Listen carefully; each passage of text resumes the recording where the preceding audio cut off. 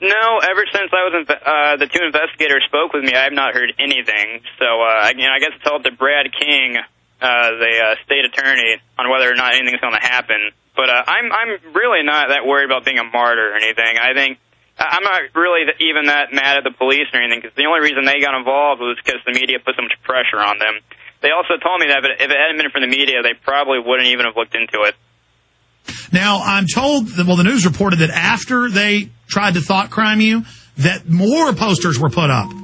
Yeah, sure. No, I'm not the only person. We Are Change and, the Patriot Movement have quite a presence in Central Florida. So, I mean, there's also a pretty wide variety of different flyers coming out, too. Just driving around yesterday, I saw flyers everywhere that said, don't take the vaccine. Yeah, that was us calling for that, so it's already begun. Stay there, man. You were awesome. This guy needs his own radio show. He's well-spoken, focused, ready to defeat the enemy. He's a hardcore thought criminal, though, folks. Hide your women and children. We have the Central Texas thought criminal Alex Jones here with the Central Florida thought criminal. Freedom of hate speech is the Hays County Press News headline. The Sydney Morning Herald is Obama Joker poster labeled cultural terrorism. They're calling for my arrest on international Spanish TV. I mean, this is getting more and more insane by the minute.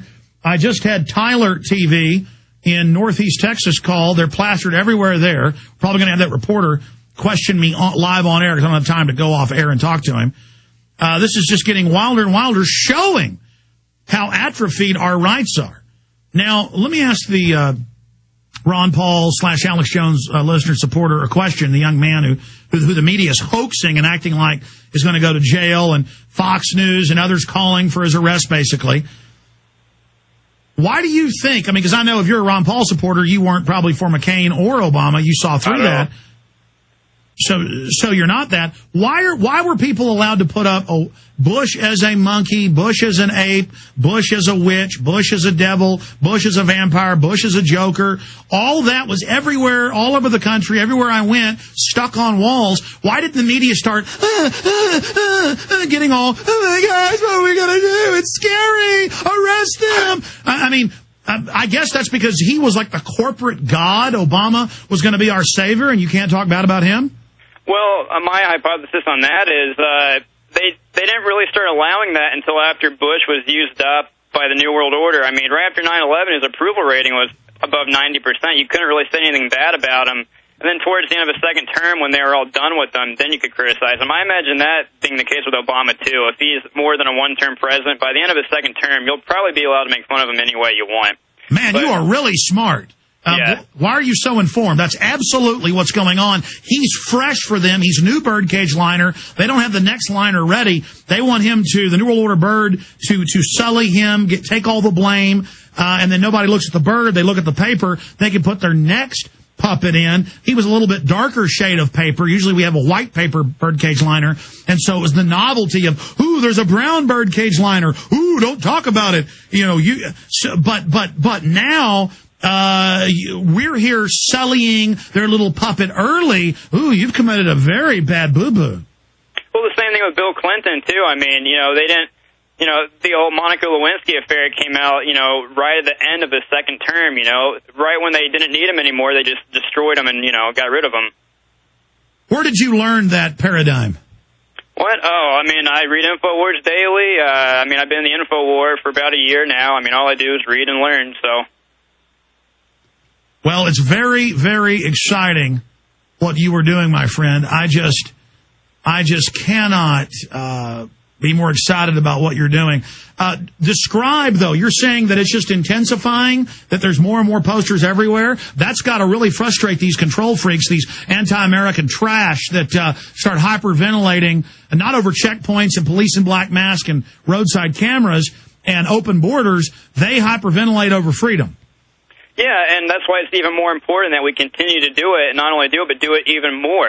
I was listening to your interview with the AR-15 guy, Chris, yesterday, and he says that, the best thing the Second Amendment movement can do is to open carry firearms even more, and I think that's how it should be with the First Amendment, too. We just need to keep exercising it more and more and more.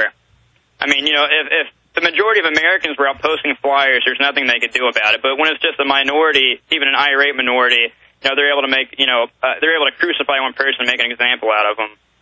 Well, I've been saying for years that they've put the message out to kind of the dumbed-down masses that don't know the branches of government, don't know the time of day, or just kind of going through life and accepting whatever happens, that the billboards and the movies and the images say all guns are illegal. So perception is reality with morons.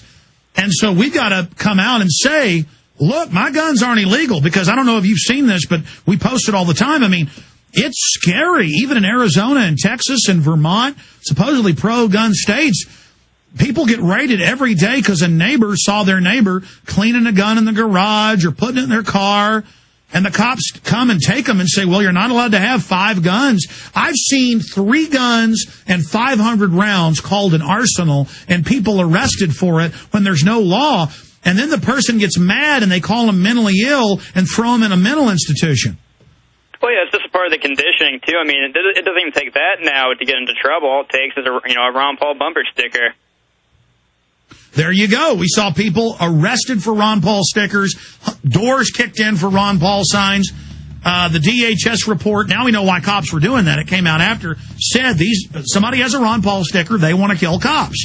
And so not all cops are stupid, just like the general public, but some are dumber than dirt, just like the public. And they see it and go, I got one, pull him over, I got one with terrorists, that Ron Paul, that bomb